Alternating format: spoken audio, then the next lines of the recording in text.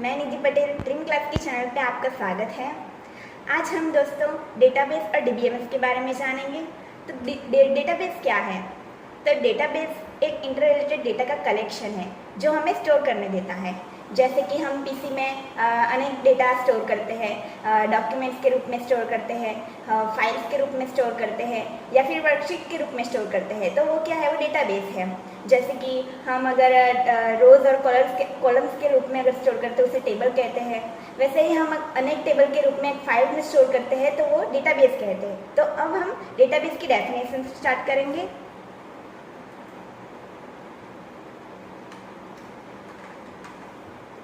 What is database?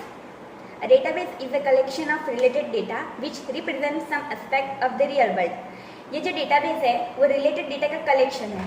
Related data यानी कि अगर हम स्टूडेंट के डेटा लेते हैं तो स्टूडेंट के डेटा में क्या क्या आएगा? Student ID, roll number, name, address.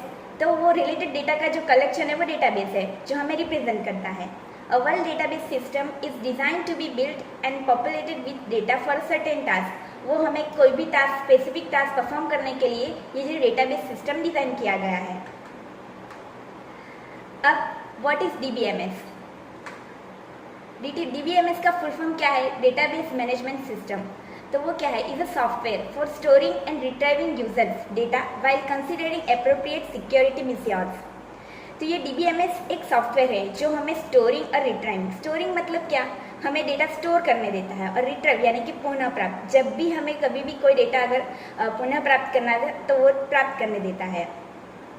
It consist of group of program which manipulate the database. ये जो है वो अनेक प्रोग्राम का ग्रुप को कंसिस्ट करता है जो डेटाबेस हमें मैनिपुलेट यानी कि चेंज करने देता है।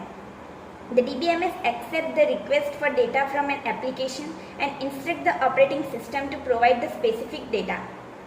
ये जो DBMS है ये हमारे एक्सेप्ट रिक्वेस्ट करता है। जैसे कि हम अनेक एप्लीकेशंस यूज़ करते हैं, इंस्टा, फेसबुक, तो उसमें हम जब लॉगिन करते हैं तो यूज़र आईडी और पासवर्ड डालते हैं। तो ये क्या है? ये डेटाबेस ही है जो हमें हमारी रिक्वेस्ट एक्सेप्ट करता है और हमें लॉगिन करने देता है। In large system a DBMS helps users and other third party software to store and retrieve data.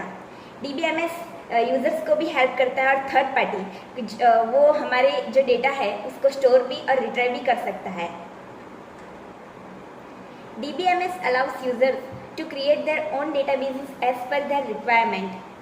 ये DBMS है जो यूज़र को अपने हिसाब से उसको जैसा डेटाबेस बनाना है वो अपने रिक्वायरमेंट के अनुसार बना सकता है।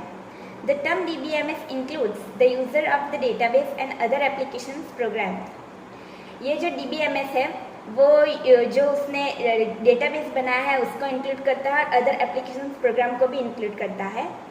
It provides an interface between the data and the software applications. ये इंटरफेस है जो सॉफ्टवेयर और डेटा के बीच का है, प्रोवाइड करता है। DBMS के example, Let us see a simple example of university database. यहाँ पे हमने यूनिवर्सिटी डेटाबेस का एग्जाम्पल लिया है। This database is maintaining information concerning students, courses and grades in a university environment. इस डेटाबेस में हमने स्टूडेंट्स, कोर्स, ग्रेड्स ये लिया है। हम रोल नंबर, मार्क्स भी ले सकते हैं। The database is organized as 5 files. हमने इस डेटाबेस को 5 फाइल्स में ऑर्गेनाइज किया है। तो फर्स्ट है The student file stores data of each student. ये जो स्टूडेंट फाइल है वो अलग से स्टोर किया है एक एक स्टूडेंट के लिए। The course file stores contain data on each course. अब जो स्टूडेंट ने जो कोर्स सिलेक्ट किया है उसके हिसाब से भी कोर्स की फाइल अलग से स्टोर होगी। The section stores the information about section in a particular course. अब जो पर्टिकुलर कोर्स में भी सेक्शन होंगे उसके फाइल भी अलग से स्टोर होगी। The grade file stores the grades which students receive in the various section. और ये वेरियस सेक्शन में जो स्टूडेंट ने ग्रेड रिसीव किए होंगे उसकी भी फाइल अलग से स्टोर होगी। The tutor file contains information about each professor. अब यहाँ पे प्रोफेसर की भी फाइल अलग से स्टोर होगी जो ट्यूटर फाइल होगी। टू डिफाइन डेटाबेस सिस्टम, अब हम डेटाबेस सिस्टम को डिफाइन कैसे करते हैं? We need to specify the structure of records of each file by defining the different types of elements to be stored in each record. तो first हम क्या करेंगे, डेटाबेस को डिफाइन करने के लिए तो स्ट्रक्चर, उसका स्ट्रक्चर स्पेसिफाई करना पड़ेगा। जैसे कि अब हमने अगर स्टूडेंट का डेटा लिया है तो उसकी student ID, roll number, marks, name, ये जो लेंगे वो उसकी स्ट्रक्चर है। तो फर्स्ट हम स्ट्रक्चर स्पेसिफाई करेंगे, तभी हम उसके वो जो रिकॉर्ड्स है वो डाल सकते हैं। We can also use a coding scheme to represent the values of data item. हम कोडिंग स्कीम से भी डेटा को रिप्रेजेंट कर सकते हैं। Basically, your database will have 5 tables with a foreign key defined amongst the various tables. अब ये जो हमारा डेटाबेस है वो कितने 5 टेबल्स में तैयार होगा और फॉरेन की भी हमें डिफाइन करनी पड़ेगी।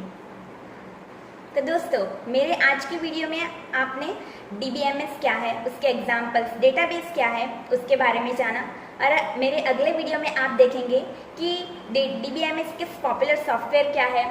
DBMS फ्लैट ड्राइव जो पहले के ज़माने में हम फाइल यूज़ करते हैं, तो उसके बीच के डिफरेंस क्या है उसके बारे में जानेंगे, उसके एडवांटेजेस, डिसएडवांटेजेस के बारे में जानेंगे। तो अगर दोस्तों मेरा ये वीडियो अगर पसंद आया हो तो लाइक और सब्सक्राइब कीजिए और शेयर करना ना भूलें। धन्यवाद।